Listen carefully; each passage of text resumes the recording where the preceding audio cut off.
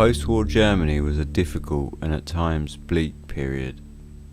In the rural heartland amongst the farms of Bavaria lay Groben, a small hamlet populated by farmhands and peasants.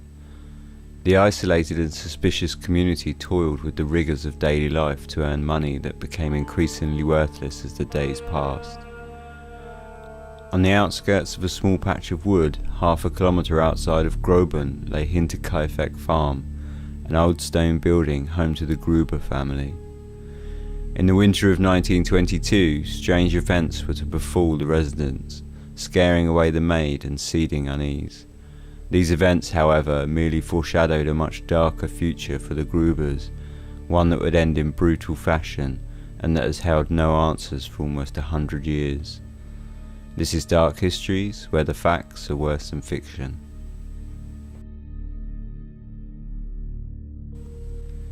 Built between 1862 and 1864, Hinterkaifeck Farm, owned by the Gruber-Gabriel family, was situated in Bavaria, southern Germany, surrounded by vast flat farmland and isolated by forest trees. To the south lay the border of Witchwood, a small and dense patch of woodland that continued to stretch along the western boundary of the farm.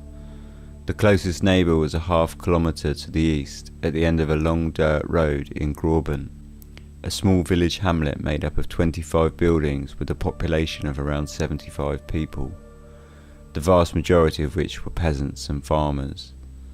The larger village of Weidhofen was situated 2.5 kilometres to the south, and the city of Munich sat 70 kilometres away to the northeast of the vast farmland. The town of Kaifeck, which the farm took its name, sat around 1 kilometre away. The farm building was a large stone structure resembling an L shape, with the living quarters atop the long end of the L, and attached a stable, a barn which took the corner, and a machine house which made up the shorter bottom of the L. Outside in the large open yard was a small tool shed and bakery which doubled as a laundry room, as well as a well which supplied the farm with water. The history of the Gruber-Gabriel family is mired with rumour and hearsay. In general, they were well known and thought to be a relatively well-off family. You could go so far as to say that they were widely disliked within the local area. Their negative image is a sentiment that is repeated time and time again within the numerous contemporary testimonials of the family, which painted them as hard-working, helpful in matters of business, but reclusive in their private life, never hosting visitors or travellers, and extremely guarded with their money, which, if we are to believe all the local talk, was a healthy sum. A statement given to police in 1922 by Crescent Spickler, a local farmer who occasionally helped out on Hinterkaifeck, summed the family up as such. The Grubers were very diligent and frugal. They lived very withdrawn lives and, if possible, avoided any interactions with other people.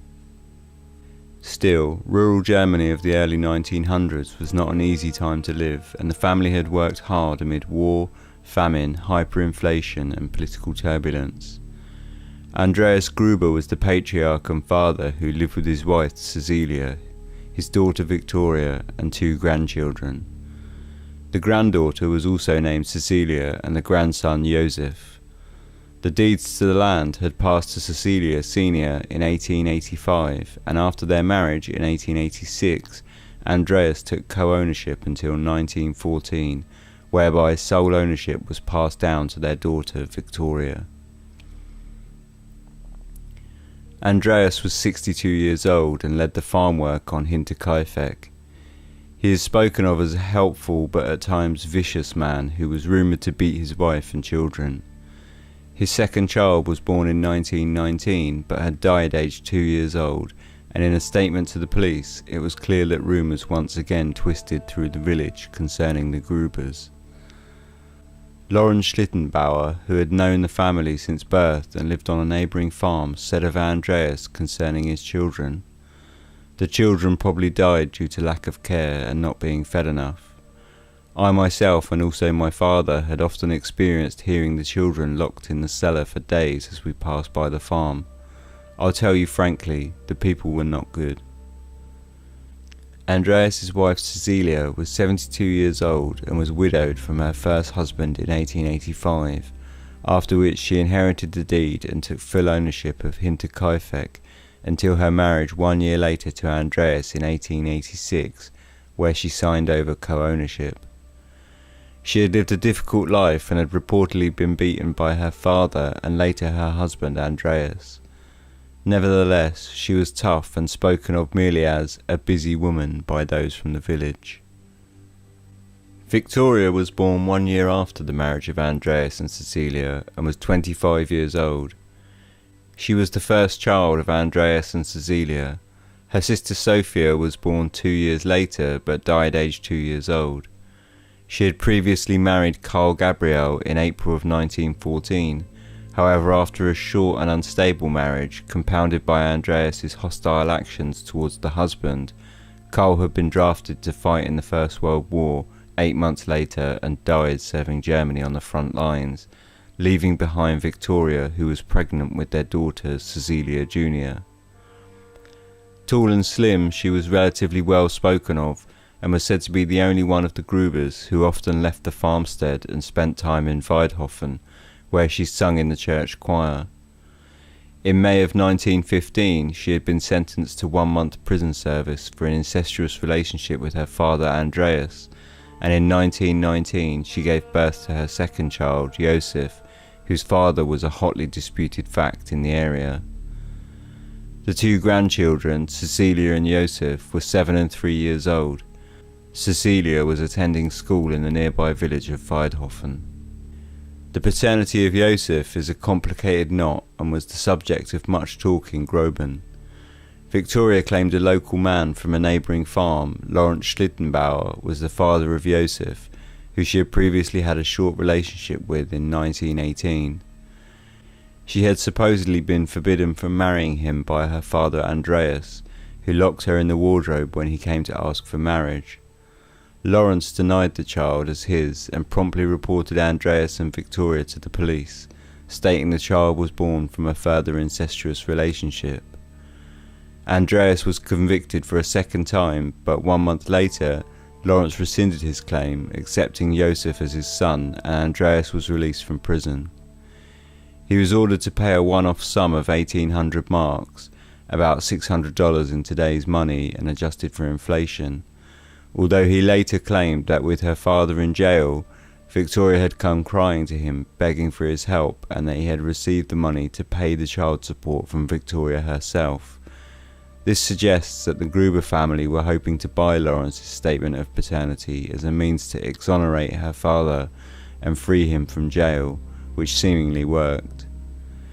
It's hard to extract fact from rumour, and many of the statements pertaining to the Gruber family are derived from hearsay and gossip, either from the local village folk or from the maids that worked at the farm over the years. It's clear, however, that they were not a well understood family, whose reclusive tendencies likely had a role to play in the suspicious and bad feeling of the local people. Despite all this negative feeling in the area, however, they worked hard and survived the harsh environment for many years, but things were about to get very strange on Hinterkaifeck.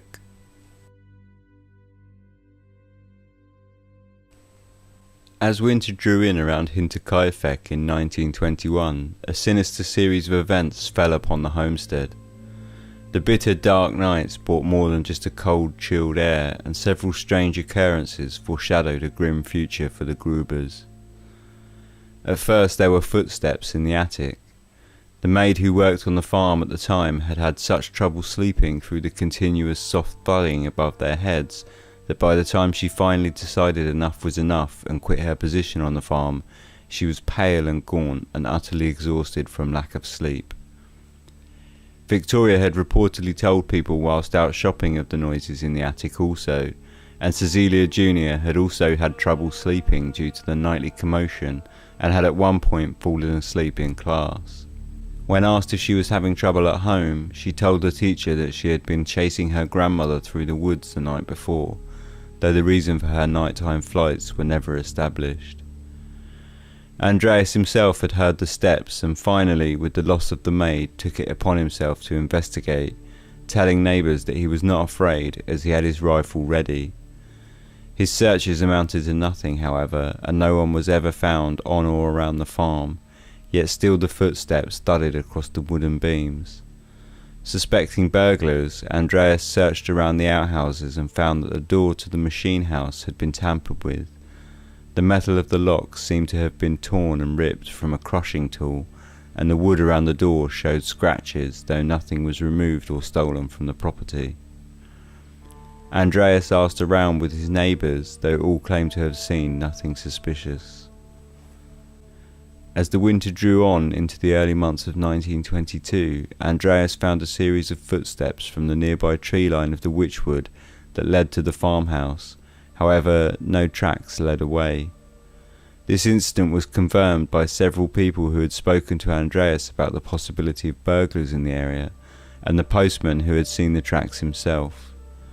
The postman also mentioned a curious event whereby members of the family had asked him if he had mistakenly delivered or dropped a newspaper, as they had found a Munich newspaper on the edge of the wood nearby their property.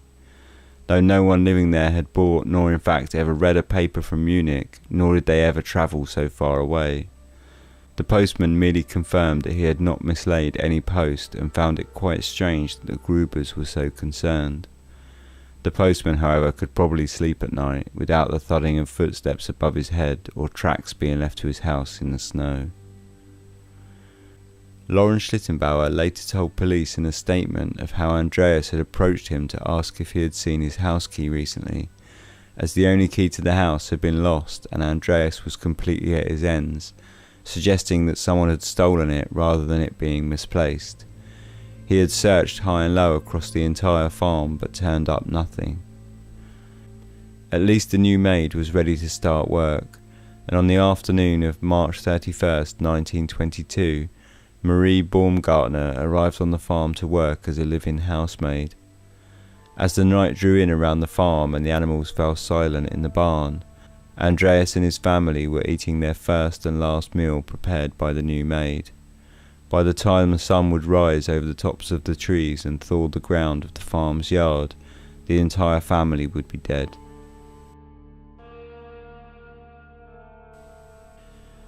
On Saturday the 1st of April, while speaking with the coffee merchant, Lawrence Schlittenbauer was asked if he had seen any of the Grubers, as he had stopped in on his rounds but found no one at home, a situation most unusual for the reclusive family, and most merchants were accustomed to finding them at home whenever they needed to conduct business at the farm. Lawrence mentioned he had not, but thought little of the situation. However, as the days passed and whispers reached out across the village, suspicions began to arise.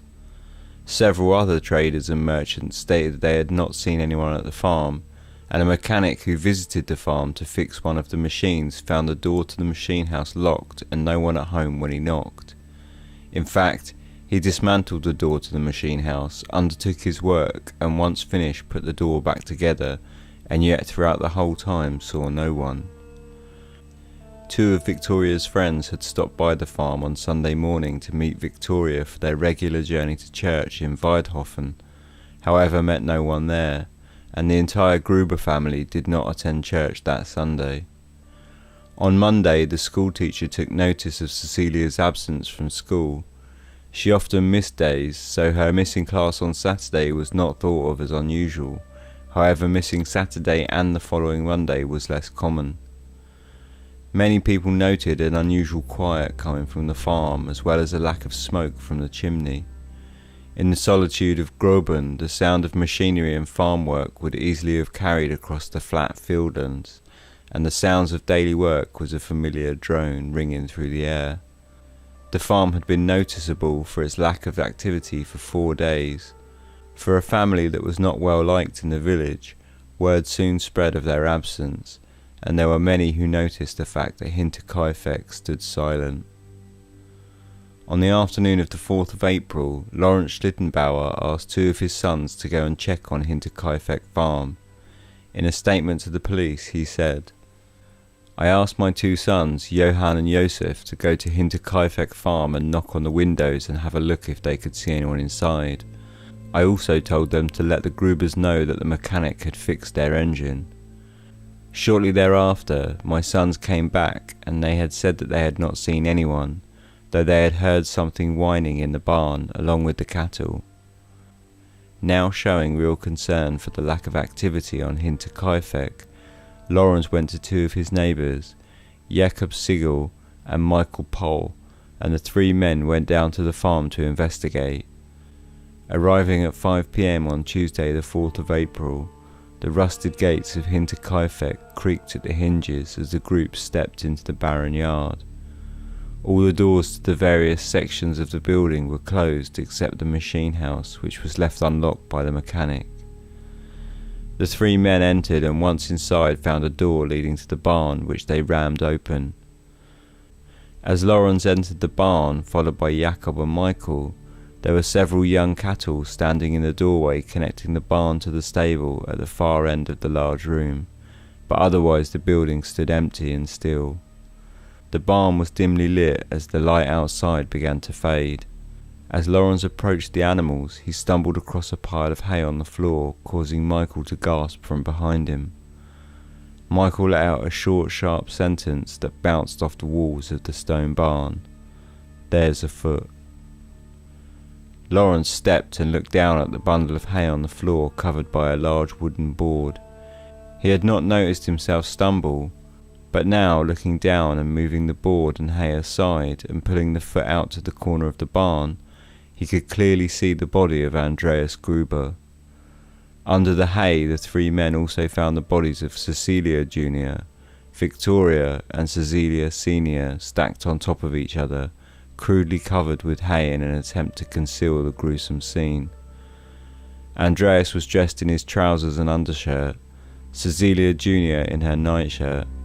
Victoria was fully dressed but had no shoes on, and Cecilia Sr. was also fully dressed. All of the victims had severe and gruesome facial and head injuries.